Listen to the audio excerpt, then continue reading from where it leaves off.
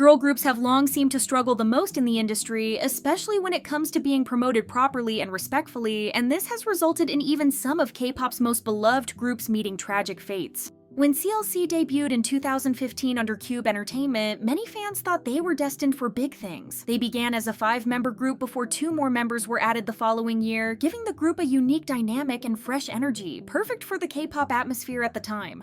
CLC had everything needed to succeed, and their early music, bright and playful in tone, positioned them as one of the promising girl groups of the 3rd generation. When they shifted toward bolder concepts with tracks like Hobgoblin and No, they also showed versatility that impressed both domestic and international fans. On paper, they had the potential to be one of Cube's biggest acts, especially given how well Cube had handled groups like 4 Minute and B2B in the past. But that potential was quickly overshadowed by what many fans came to see as a pattern of neglect and mismanagement. Cube Entertainment, for reasons that were never clearly explained, began putting less and less effort into the group's activities, and fans witnessed their comeback slow down, with long gaps that ruined momentum. Ultimately, it seemed like Cube was reluctant to provide the kind of promotional push that other groups in the industry were receiving, and by the time their last comeback helicopter arrived in 2020, it seemed like their fate had been sealed. Things got serious when, shortly after its release, members were reportedly told they would have no further schedules that year, which was extremely concerning, seeing as the song was released in September. Fans had even suspected the company had already decided to disband the group, but refused to admit it outright by keeping the group on their management, but refusing to promote them in any way.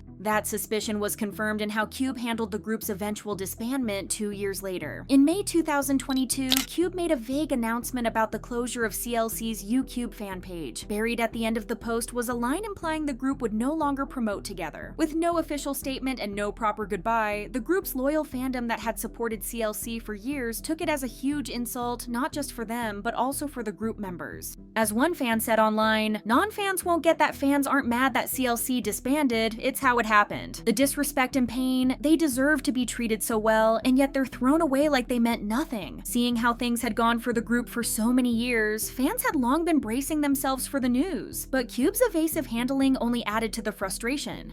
Behind the scenes, the cracks had also started long before the official announcement. In early 2021, group member Elkie filed for termination of her contract, a move that shocked fans but soon made sense when her reasons became public. Through her lawyer, she revealed that Cube had failed to provide income statements or pay her for certain activities, including her acting work. She also claimed the company had stopped investing in CLC, essentially telling the members that there were no plans for their future as a group. In her own words, "The agency said they will not give CLC any more resources. I thought there was no point for me to stay." Elkie later elaborated in an interview with Ming Pao, painting an even bleaker picture as she shared how she endured grueling practice schedules that could last as long as 16 hours straight without proper care for her health. She also revealed moments of emotional cruelty, like a composer calling her really dumb and totally useless. And while she didn't call it outright discrimination, she acknowledged that as a foreign member, she had fewer opportunities than her Korean counterparts. Perhaps the most painful revelation was about the song La Vie en Rose, as it was revealed that CLC had already recorded the song only for Cube to give it away to iZone. Elkie only confirmed how devastating the situation had been, saying, "The 7 of us worked really hard, but the agency took away our opportunities. I think the agency was way too out of line." However, the fallout also left fans deeply worried about the well-being of the members. Without proper closure, fans were left unsure of where the girls stood and whether they would continue in entertainment or if Cube's negligence had permanently derailed their careers. Elkie's move to terminate her contract was seen as brave, especially since she also cited unpaid earnings and lack of communication from the company.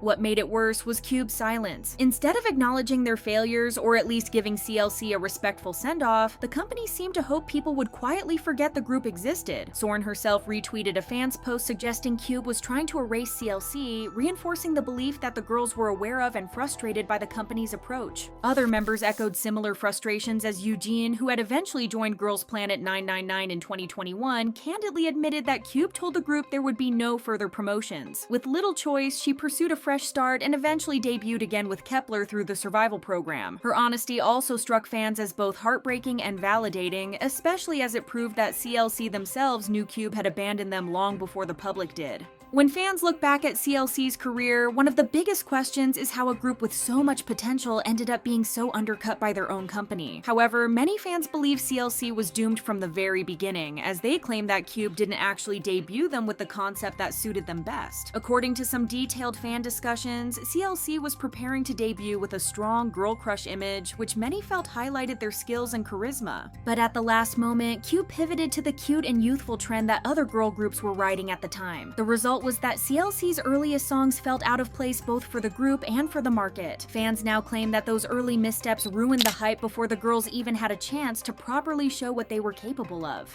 It didn't help that KOOB itself was in transition during this period, as around the time of CLC's debut, KOOB was acquired by IHQ, a company that, according to fans, had little knowledge of how to properly promote idols. This left CLC struggling for scraps, and while they pushed through with concepts like Hobgoblin and Black Dress, which finally started gaining them traction, they were sabotaged once again by KOOB's internal politics. One of the clearest examples was the infamous case of La Vie en Rose, as the issue had been that KOOB lost the producer tied to the song, resulting in the track being given away. For CLC, it wasn't just about losing a song either as much as it was about losing what could have been their breakout hit. Instead, they were handed long hiatuses and uneven comebacks, undermining the momentum they had started to build, which is why fans now see that moment as a turning point where CLC's career could have changed dramatically if KOOB had invested properly. Yet despite the bleak history, hope for CLC has never completely vanished, and a big part of that is thanks to the members themselves, who have consistently reassured fans that the group is not gone forever. In a TikTok live last year, Sorn directly addressed the situation, referring to KOOB as her ex-company, and admitted that they said they didn't want to promote us as a whole group anymore, but she also made it clear that this didn't mean CLC had ended, saying, "We did not disband, we are still a thing. Right now, everyone is just doing their own thing at the moment." That reassurance meant everything to fans, especially when Sorn emphasized that CLC still counts as 7 members, including Elke, who had left KOOB earlier. It showed that no matter what the company did, the members themselves were determined to hold on to their identity as a group. For fans, this has kept the door open for a future reunion, even if it would take years to materialize. The strongest sign of that commitment came earlier this year when CLC reunited to celebrate their 10th anniversary. Due to scheduling conflicts, not all members could appear together in one place, but the fact that they marked the milestone at all meant a great deal. Sorn posted pictures of the group with a cake decorated with the number 10 and a heartfelt caption saying, "Thank you so much for always being there for us through the ups and downs. Our time as a group might have been cut short, but we've done such a good job." Even more exciting was her hint that the anniversary might not just be a nostalgic celebration, as she even seemed to tease that there would eventually be activities for the group again and promised fans that more surprises were coming later this year. Of course, any potential reunion will take immense effort, especially without a joint company supporting it, meaning that the members have to juggle their solo activities, new careers, and personal lives while coordinating any group plans independently. It's a challenge few idol groups can pull off once disbanded. Ultimately, it's clear to fans that the road ahead won't be easy, but seeing the members still calling themselves CLC, still celebrating their milestones, and still talking about a future together has been enough to keep the fandom alive. Make sure to subscribe to the channel for more insight into K-pop's most shocking cases of company mismanagement, and don't forget to let us know down below how you feel about these mistreatments. Of course, KOOB isn't the only company with this track record. YG Entertainment has also been heavily criticized for how they've treated their girl groups.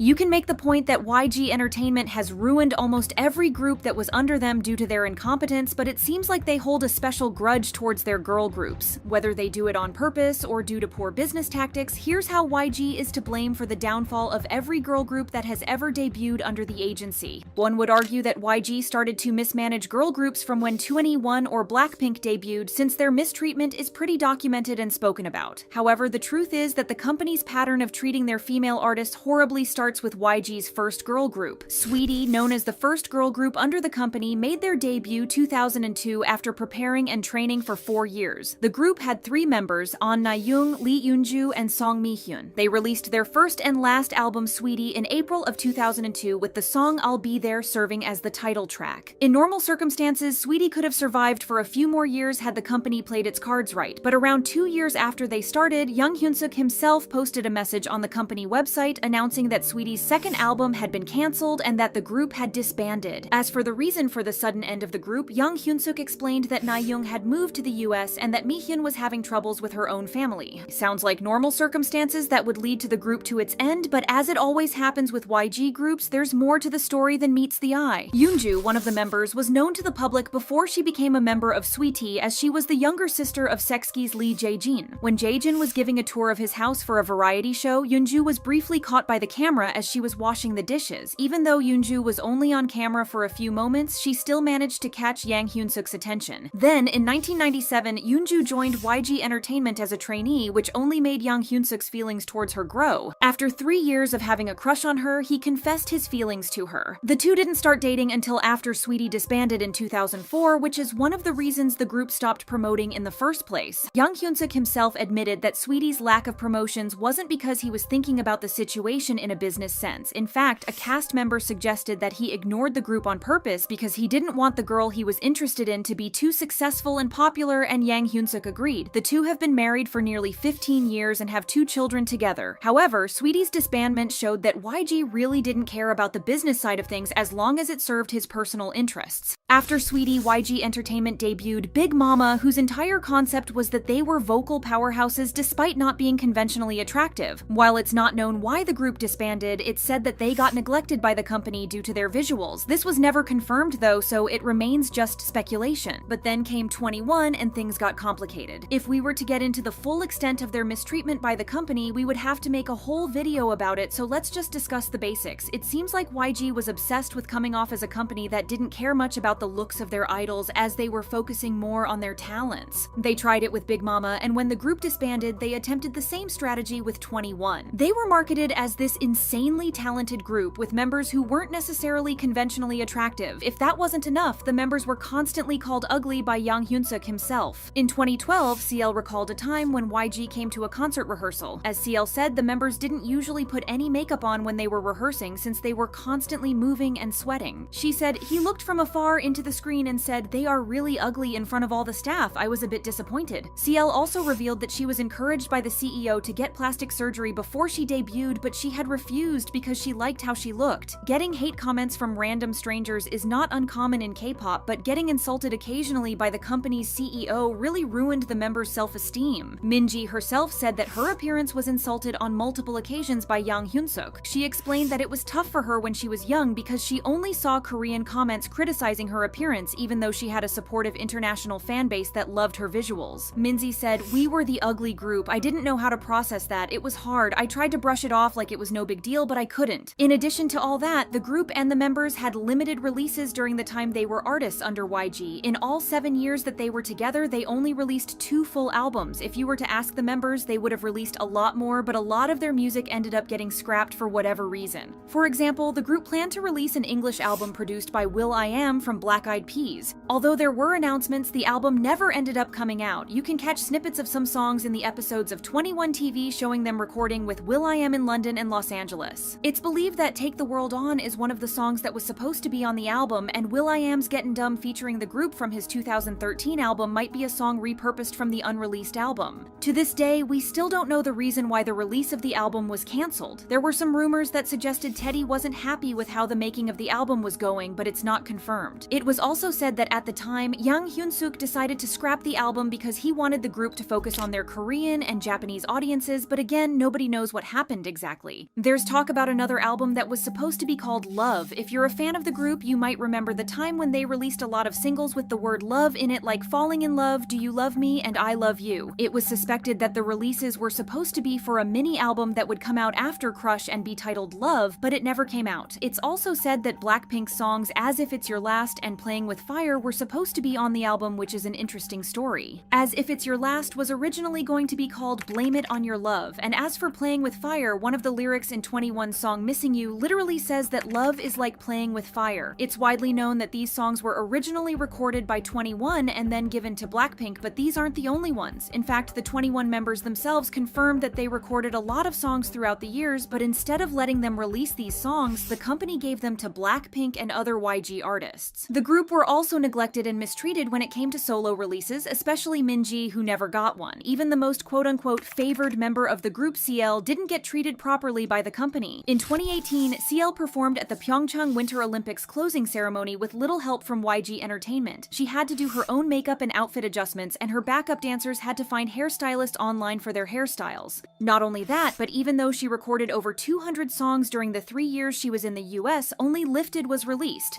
CL also blamed YG publicly for blocking her album release and criticized Yang Hyun-suk multiple times for ignoring her messages. The peak of the company's mistreatment towards the members was during Park Bom's scandal.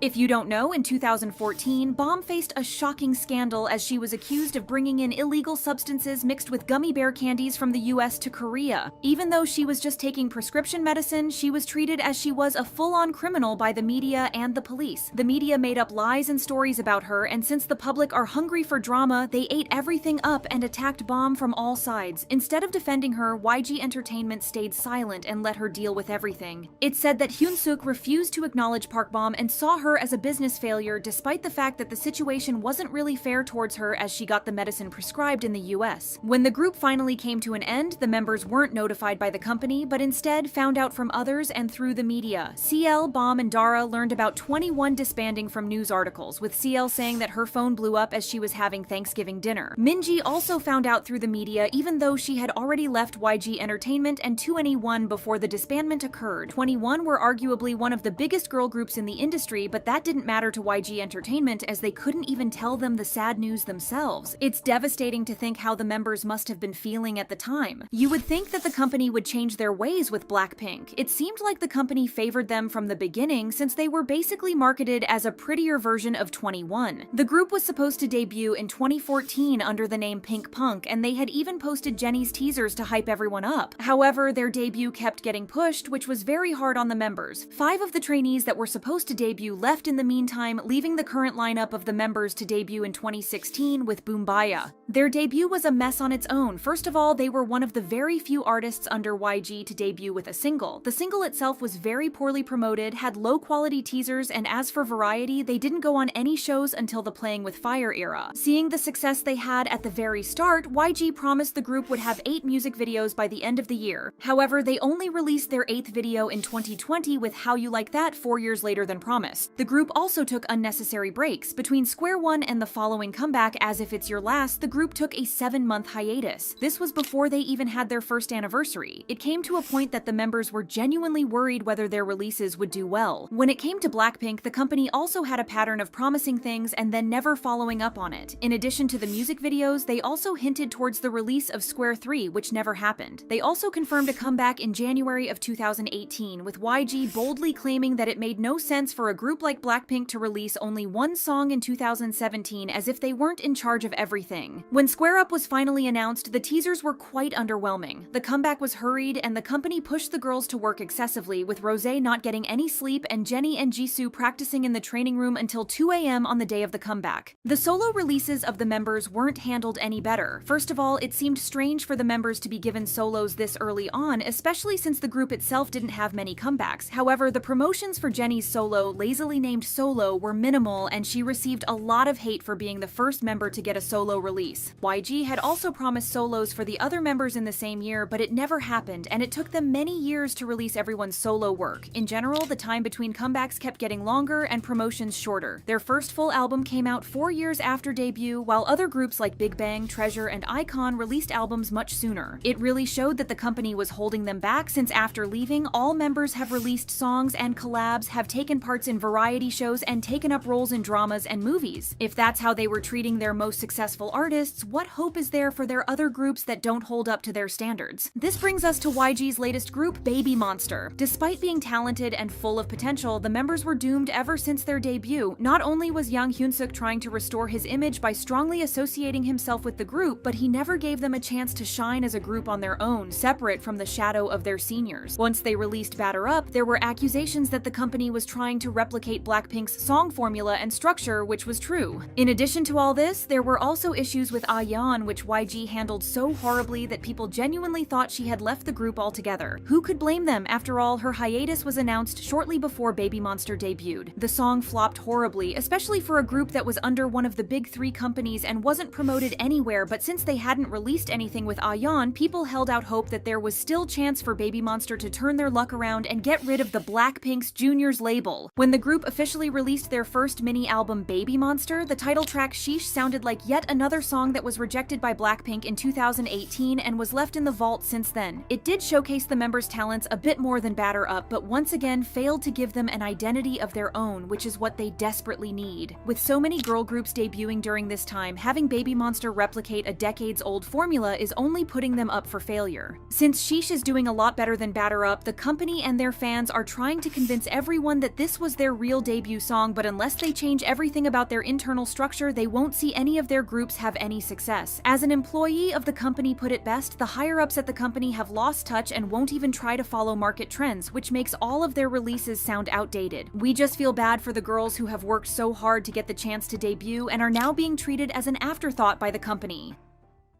And when it comes to YG, their biggest girl group BLACKPINK has arguably suffered the most under the company's mismanagement.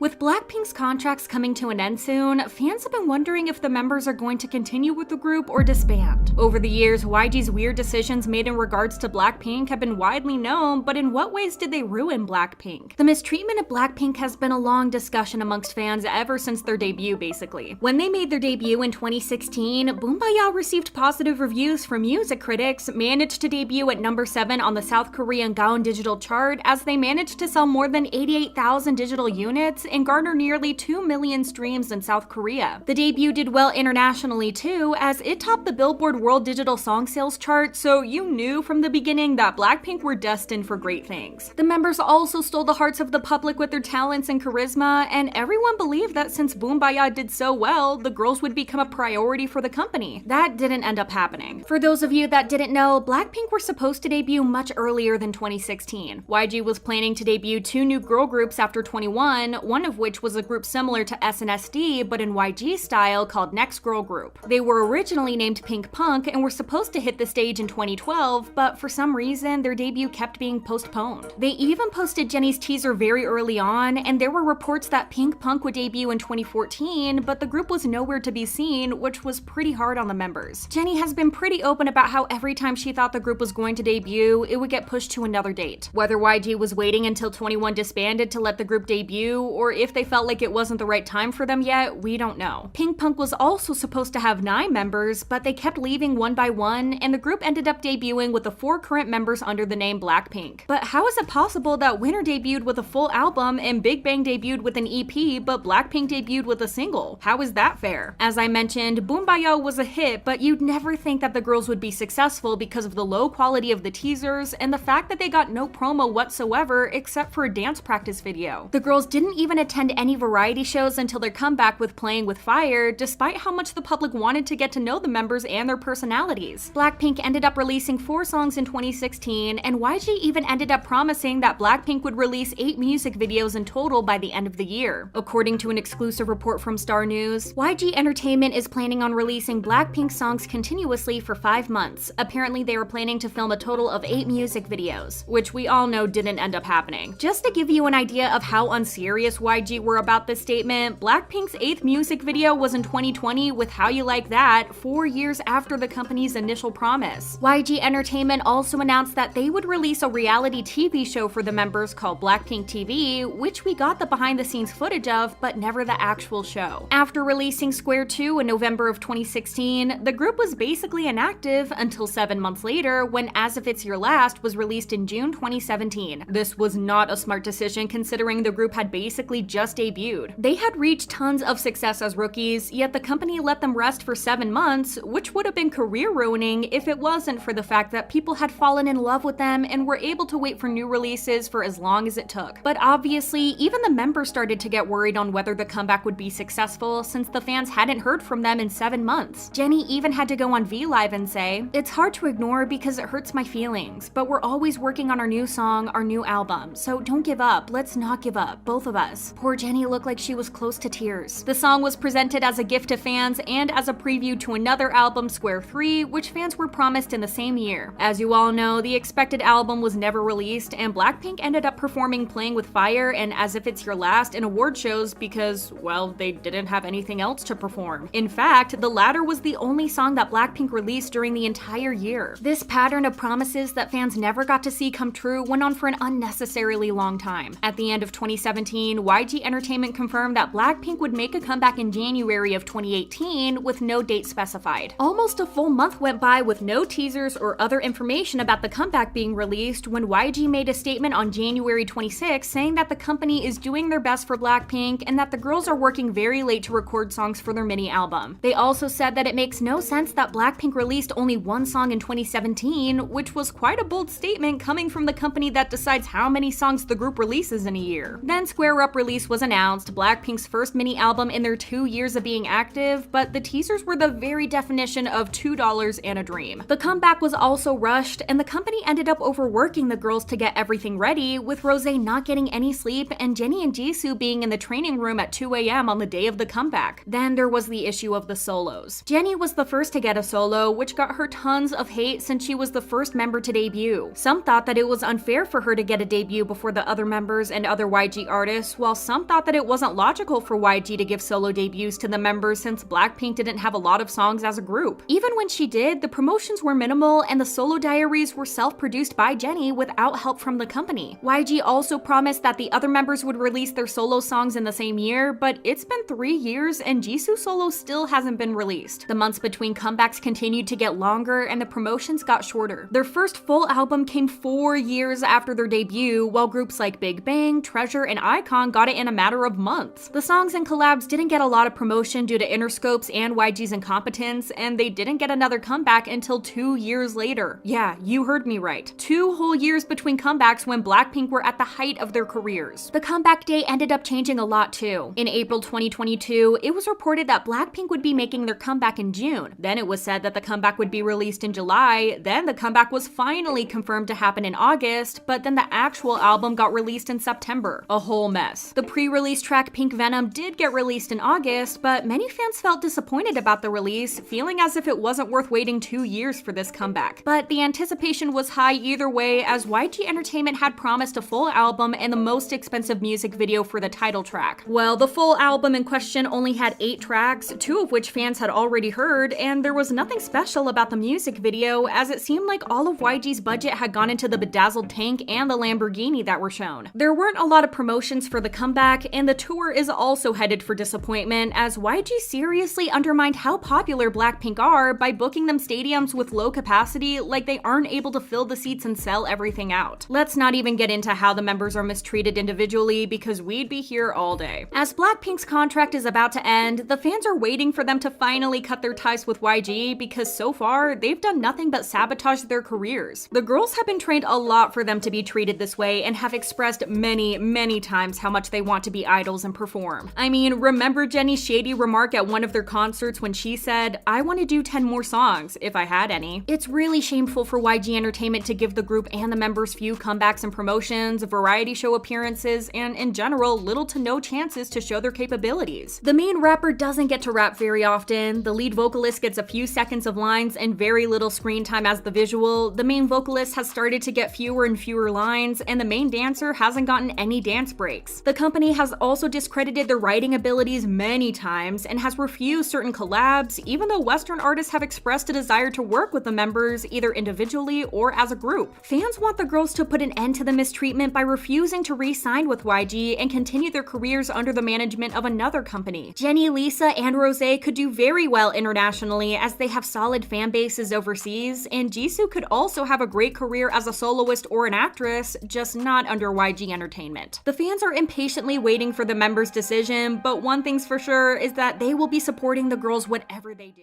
But YG isn't alone in this. HYBE has also faced growing backlash for the way they've handled their girl groups. K-pop fans have always jokingly claimed that HYBE has bad luck with girl groups, which is why they never debuted any until a few years ago. However, looking at their history, it seems like their problem lies with the management more than their luck, and let us show you why. The supposed curse started with glam. We can't technically blame HYBE for ruining glam, but they could have definitely handled the situation a lot better. In the early 2010s, Big Hit Entertainment wasn't the industry superpower that it transformed into later. It was a small and struggling company lacking funds. Because of this, they had no choice but to partner with Source Music to co-manage their first girl group, Glam. The group made its debut in 2012 with the single Party XXO, which was received pretty well. Considering that they were a group that didn't come from any of the big three companies, they were doing decently. Not even 6 months after their debut, member Trinity was accused of being a sasang of Super Junior's Leetuk. According to the rumors that were spreading around, she had met Leetuk in private by pretending to be the daughter of a broadcasting company's CEO. These rumors were never confirmed, but sasangs are a major problem in the industry, so nobody could even tolerate the idea of having sasang as an idol. The group went on to promote without her, and the members even started dipping into acting, and then their worst scandal happened. In the summer of 2014, Glam member Dahi and her friend, model Lee Ji-yeon, had several meetings with famous Korean actor Lee Byung-hun. Lee Ji-yeon then supposedly developed a relationship with him which turned into an affair behind his wife's back. Both she and Dahi used the affair to blackmail him for $4 million.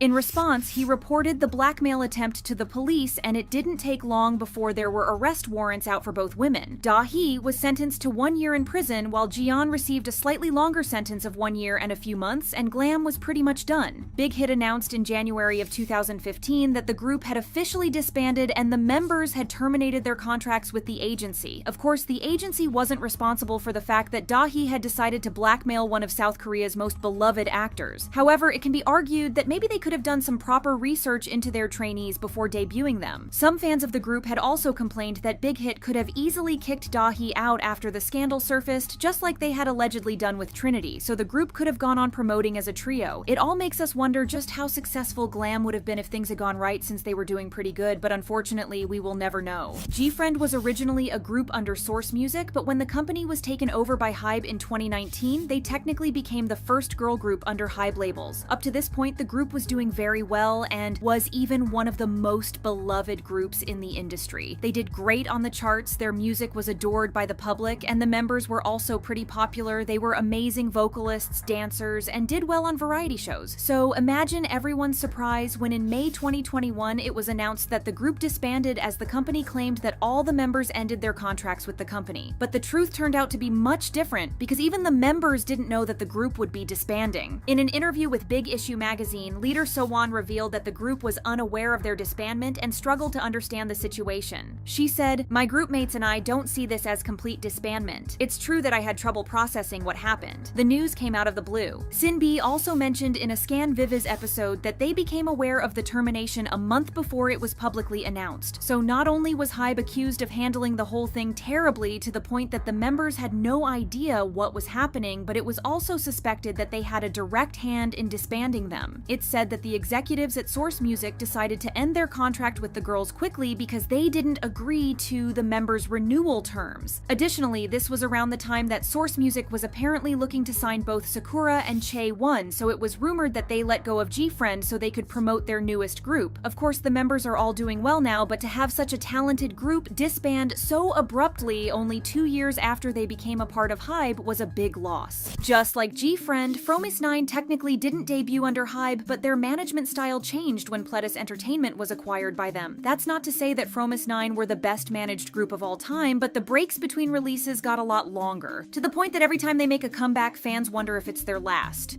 Not only that, but the members barely post any content for fans during these breaks or even promotions, even if they want to do so. It's also more than clear the company puts minimal effort into promotions. Their videos are uploaded without even adding subtitles, and at one time they were promoted in a home shopping broadcast. It stings even more knowing that the same company that's limiting them is also the one that's severely undermining them and their popularity. Fromis9 sold out their 2 shows in a matter of minutes, yet it was Pledis who was hesitant to give them a concert in the first place, as they appeared worried that the tickets wouldn't sell. No matter how frustrating the situation may be for the fandom though, especially since they can go as long as a year without hearing new music from their favorite idols, it's about 100 times worse for the members. Just recently, member Ji Yoon went on Weverse Live and expressed just how much she wanted to have a comeback and even mentioned the group's long hiatuses, mentioning that it felt like they were the only group to not release any music. They have yet to receive a paycheck this year since they haven't had any activities yet. However, the company has confirmed that the group will be having a comeback soon, so at least there's some hope. Then came LE SSERAFIM, who were marketed as HYBE's first girl group despite the existence of Glam, G-Friend, and even Fromis9. They are one of the better managed girl groups under HYBE since they have had consistent comebacks and promotions, as well as deals with brands, so there was nothing to complain about. One of the biggest problems that they have had since debut, though, is the numerous accusations of plagiarism. In the very beginning, before the group even debuted, people drew similarities between Chaewon's teaser for Fearless and the music video for Ride 'Em Down by the Rolling Stones. Songs like Anti-Fragile and Unforgiven were also noted for their striking similarities to Rosalia's Linda and Chicken Teriyaki. Fans, of course, were quick to defend them, saying that the group was following a popular trend in music rather than directly copying from another artist. The accusations didn't end there, as people also noticed that the group's songs The Hydra and The Hydra I'm a Mess had strong similarities to Cobra's songs Debut and Dip and Drip. However, the songs had the same producers, so people got over this pretty quickly. One of the most recent accusations came after the release of LE SSERAFIM's latest album, ITZY. Netizens noticed that the B-side track Smart sounded a lot like Tyla's hit song Water, as well as Doja Cat's Woman and Rema and Selena Gomez's Calm Down. Even Tyla got involved in the matter, but fans defended them, saying that once again the group were just following current music trends. Most recently, netizens have found another case of producers seemingly copying a song without crediting the original artist. The song in question is Cliché by Velis, originally released in 2017. Based on something that Min Hee-jin said, though, this seems to be a clear case of plagiarism. On May 17th, the Seoul Central District Court held a hearing in the legal dispute between HYBE labels and Adore's CEO Min Hee-jin. During the hearing, Sejong law firm representing Min Hee-jin disclosed an email she sent to HYBE executives which said, according to overseas producer working with Adore, HYBE is currently negotiating fees for plagiarism damages over certain LE SSERAFIM songs. Of course, since the girls aren't directly involved in their music, they cannot be blamed for it, as it's HYBE's responsibility. And now, let's talk about NewJeans. On the surface, everything was going well. They were releasing music regularly and were given quite the budget and support from the company. They had multiple music videos when they debuted, their own app, and a lot of opportunities, so we cannot say that they were neglected at the beginning. In addition to that, they lived in a luxurious dorm, had no trainee debt, and started earning money right after they debuted, which is rare for K-pop groups. However, little did we know that things weren't as good as they seemed. During the HYBE and Min Hee-jin feud, there were a lot of revelations, but one of them was that NewJeans was actually supposed to debut as the first girl group under HYBE, not LE SSERAFIM. According to Min, she and the members were recruited with the promise that they would get to debut as the first HYBE group, but after Sakura and Chaewon joined the company, they decided to debut LE SSERAFIM first. HYBE didn't stop there, though. They told Min Hee-jin not to promote NewJeans since they wanted the public to believe that LE SSERAFIM was her group, and they also discouraged her from talking about her group at all. This wasn't the only time that HYBE and specifically Bang Si-hyuk tried to sabotage the group in some way or the other. When the girls actually became popular, he never showed any enthusiasm over the fact that one of the groups under his company was doing well. Min shared that he never congratulated the group on their debut, appeared to be bitter over Ditto entering the Billboard chart, and the worst thing of all, he never acknowledged the members. In an email that the members' parents sent to Adore, they accused Bang Si-hyuk of deliberately ignoring the girls whenever they ran into him in the company. The parents alleged that the founder of the company was greeted by the members, yet he would ignore their greeting every time, even in instances when it would just be the two of them. The most worrying part about how HYBE is treating the girls, which could have long-term damage on their careers, is the fact that they told the members that they would go on a vacation for a year and a half. According to HYBE, this vacation is because they want to find a Grammy-winning producer to work on their tracks, but sending a 2-year-old group on a long break at their peak is never a good idea. The parents and the members especially are worried that this time off might slow their momentum, which is more than understandable. HYBE might scratch this idea off in response to all the backlash they're getting, but just the fact that they thought of putting them on such a lengthy hiatus for no reason is scary.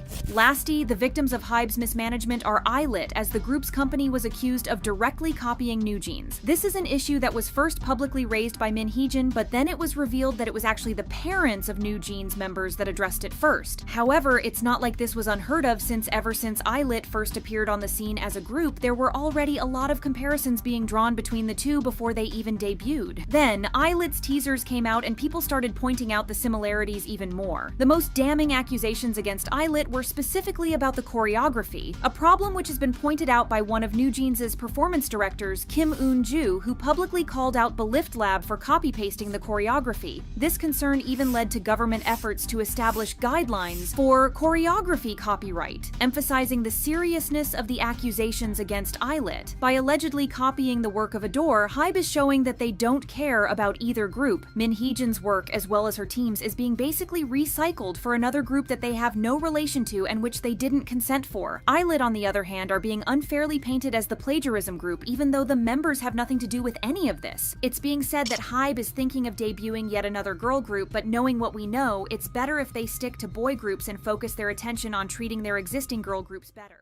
Still, if we circle back to KOOKIELIT, their treatment of i-dle hasn't been much better, with countless issues stacking up over the years. Given how much revenue i-dle generates for KOOKIELIT Entertainment, one would expect the company to cater to their every need. But that couldn't be farther from the truth. KOOKIELIT has repeatedly shown a lack of respect for the group, and it looks like the members finally had enough. The mistreatment against the girls started when they hadn't even debuted yet. Yuki recently appeared on Big Bang's Daesung's Daily Show and talked about her time as a trainee, and it sounded brutal. The conversation started when Yuki mentioned that her appetite had severely decreased after she joined the company just because of how often she was put on a diet back then. She revealed trainees would have to weigh themselves at the company every Saturday, which would have Yuki experiencing indigestion. Daesung appeared shocked at this, and his reaction surprised Yuki, especially since Minnie, who trained under YG, mentioned that they had to weigh themselves daily. Daesung admitted it seemed like female trainees faced stricter monitoring, sharing how Park Bom from 21 would have to hide just to eat bread. Yuki confirmed that this was common practice among female idols, who often had to eat in secret and hide in dressing rooms just to take a bite. Daesung then went on to ask what was the most effective way of losing weight, which had Yuki revealing one particularly cruel method forced on the girls by Cube. She shared that after the Chuseok holiday, when everyone naturally gained a bit of weight from spending time with family, the company would print out a list of their weights and put it in front of the office for everyone, including the senior artists at the company, to see as a form of punishment. The trainees had to see the list every day, which pushed them to shed the extra weight so that they wouldn't feel embarrassed. Yuki even admitted that her dieting got so extreme she dropped 5 kilograms in just 3 days. She did this by eating almost nothing, which was shocking to say the least. Considering these were mostly young girls, having their weights publicly displayed by the company likely took a toll on their mental health. Another thing that Yuki revealed in Daesung's show was that the group was going to be named something entirely different. According to Yuki, Cube was thinking of naming them Black Cube, Purple Rose, Black Red, Black Kiss, or anything with colors in them, which had them come up with the name Any Color. Not only that, but the members were all supposed to represent a color through their stage names. Yuki revealed that hers was going to be Blue Sky, Shuhwa's White Butterfly, Minnie's Pink Mouse, while Soyeon and Miyeon had the goofiest ones, as Cube wanted them to present themselves as Yellowfish and Green Alligator or Tuna respectively. Ultimately, Cube decided to name the group i-dle, but their meaning behind the name of the group was lackluster and even uninspired. Soyeon revealed that the company wanted to connect the Korean meaning of idol, which refers to children, with the English meaning of idle, which implies doing nothing, aiming for a theme around not being bored. However, Soyeon wasn't satisfied with the original meaning and decided to create her own, which arguably made more sense. In fact, we can conclude that if it wasn't for Soyeon and her creative input on the group's music as well as everything else, the group wouldn't be the powerhouse that it is today. If we're being completely candid though, if not for Soyeon, the group might never have debuted in the first place. In an early interview, Soyeon shared that she didn't initially want to become the main songwriter of the group. However, when their debut kept getting delayed due to them not having a title track, she decided to take matters into her own hands and put her skills to work. No matter how much she worked to make sure that the girls were going to debut, it was obvious that Cube wasn't going to make any effort. Whether they were incompetent or just didn't have any faith in their success, Soyeon had to do everything herself. She made the group's debut song Latata using pirated software, which she later got a lot of flack for because the company didn't give her the necessary resources for her to do her work properly. She was also involved in the designing of the album and even the logo of the group. The girls also choreographed an intro and dance break for the Latata stages 1 week before they were set to hit the stage. It was heavily speculated that Cube was on the brink of bankruptcy at the time, which could explain the low-budget teasers for the debut. The photos of the members standing against a wall with a plastic bag taped to it and another photo shoot took place in a dingy alley and only featured a shabby couch and a trash container. The album only sold 260 copies at the time, time, which was shockingly low for a group coming from a company that housed groups like 4Minute and Beast. But it was just the start for Soyeon and the girls. Since then, she's been in charge of basically everything, creating concepts for every comeback, presenting detailed pitches to Cube, including ideas for everything from hairstyles to nail designs. She handles much of the songwriting, producing, composing, arranging, and sometimes even oversees music video filming, gives input for the styling and album packaging. The other members are also pretty involved in the creative process, and while it's great, it's strange seeing the company be so minimally incorporated. Whenever the company gets involved though, things tend to go wrong, proving that Soyeon should remain the creative force behind it all. For example, they thought that Soyeon shouldn't name her song Nude because it was too risky and inappropriate, but this just convinced her that the title was the right choice, and well, she was correct. This can also be seen in the ITZY era. When Soyeon appeared on Dex's fridge, she explained, "I really managed every single thing. All the features before the song, marketing, planning photos, what to wear, and everything." However, she decided to take the backseat for once and entrust the work to Cube when it came to everything related to this era. She only wrote the title track Klaxon, as she believed that she should entrust her work to others and not take all the burden herself. However, fans noticed her lack of involvement immediately. According to them, the teasers, the concept pictures, and even the music video had a lower quality than we're used to seeing when Soyeon is fully involved in the process. A fan tweeted, "Even from the very first Klaxon teaser, every fan knew that it wasn't Soyeon's work because she holds herself to a much higher standard than Cube's bare minimum nonsense." So the one time that Soyeon decides to give herself a break after doing so much work for other groups and other artists as well, Cube puts as little effort as possible into the teasers and everything else. It also seems like the company practically gives up on the group whenever there's hard times. First, it was before their debut, when a company with as many talented idols and producers as them were struggling to find a producer for the group's debut song. Second, it was right before the tomboy era. Arguably, ITZY's worst time was when Soojin was accused of mistreatment and was forced to leave the group and the company despite her innocence. Since she was one of the most popular members and one of the main stan attractors of the group, many thought that this was going to be the end of ITZY as we know them, but then they came back with Tomboy and proved everyone wrong. From then on, Soyeon took on the role of executive producer for the group. Fans believe this shift happened because the company had lost faith in them, thinking they would never go back to their glory days pre-scandal. It's also thought that Soyeon saw this and decided to take control as she always does, which is why she ended up with the executive producer role. One of the biggest issues that the girls have had with the company is the way they overwork them to the bone. The members are known to be very hardworking themselves, but it's obvious that Cube is trying to milk them until their contracts are over. They released Tomboy in early 2022, went on the Just Me i-dle World Tour in June, and released Nude in October. After having their comeback with Queen Card back in May of 2023, ITZY spent 3 weeks performing on music shows and attending university events, getting barely any sleep. Then they began their global tour Am Free Thai in Seoul on June 18th with a 2-day concert. By July, they were in Taiwan, Thailand, and Hong Kong, and their tour continued through North America and Europe in August and September, wrapping up with shows in Japan, Macau, and Singapore in late September and October. Shortly before the tour wrapped up, they also released their first English mini-album Heat, which gave them no time to rest. Fans hoped that Cube would make the girls take a break after the tour, but it seems like they had other plans. After the tour, the group participated in Mama 2023 on November 28th, and then joined the Jingle Bell Tour and performed multiple shows throughout December. They quickly returned to Korea for year-end performances, including Gayo Daejeon on December 25th and Gayo Daejeon on the 31st. 2024 hasn't been any easier on them as they released and promoted their second full album 2, and then I Sway, and now embarked in yet another tour titled i-dle, featuring concerts in Asia, the US, and Australia, which is supposed to end in November. The members have also been busy with their own solo stuff, with Yuki being one of the busiest as she has about 20 different schedules lined up just this month. Given their intense schedule, it's not surprising that the members frequently fell ill and had to miss events to take care of their health. Cube's recent mistake involved Soyeon, who had to issue her own statement to clarify the situation due to the company's incompetence. The whole thing started when Soyeon got on stage at i-dle's i-dle tour for the performance of her song Is This Bad B Number. The performance was amazing, as one would expect from Soyeon, but she had added a verse in the song that caused a lot of trouble for everyone involved. She rapped "Contract ends November, who's to stop me? I don't have to tiptoe." This sparked confusion because it seemed like when the contract would eventually come to an end, the members of i-dle were going to renew with the company, but now it sounded like Soyeon, and maybe the others as well, were eager to leave. Cube quickly responded with a statement saying the lyrics were just part of the performance and that all i-dle members plan to renew their contracts next year. However, media reports soon claimed that KOOKIELIT was upset with Soyeon's actions, which changed things up. The report said that the company was worried about inaccurate reports damaging them because Soyeon's actions hadn't been discussed with them beforehand. Fans felt this response was overly dramatic and that KOOKIELIT's reaction only made things worse. The idea that Soyeon didn't inform them also seemed off since the lyrics were displayed behind her during the performance, so the company should have known what she was going to say. Soyeon wasn't having any of it though, and responded with a statement of her own on August 6th. She started by emphasizing that her goal is to make people happy and then to make her team happy. She admitted that her work might sometimes be provocative or receive mixed reactions, but insisted she never lied or intended to harm anyone. Soyeon clarified that the performance in question was honest and she didn't hide anything from the company. Despite the issues with KOOKIELIT over the years and misleading media reports, she said she holds no grudge and hopes the situation would lead to mutual growth. To address the fallout, KOOKIELIT released another statement claiming previous reports about Soyeon's performance were false, and this was their first official response. They apologized for any confusion caused by personal opinions being mistaken for their official stance and confirmed they were aware of the song's lyrics. They also said renewal talks were in progress, but this response raised more questions than answers. Many were rightfully wondering who was the person who was making statements on behalf of KOOKIELIT before the company officially decided on its position. Why would they risk the company's relationship with their biggest moneymaker over a personal opinion? It was also questioned why KOOKIELIT took so long to clarify things, especially since they put Soyeon in an unfavorable position. This was especially confusing since the media reached out to them and they still took too long to comment. Even though Soyeon hasn't responded to that statement, it looks like the relationship between her and KOOKIELIT has been ruined beyond repair. It's being reported that Soyeon is looking to sign with other companies such as Zico's KOZ Entertainment. It's obvious that she isn't going to leave the group, but maybe she's looking to take her solo career and talents into another company who can appreciate her more and not create trouble for her after everything she has done for them. If they're doing this to Soyeon, who's to say that the other members won't also be disrespected by them?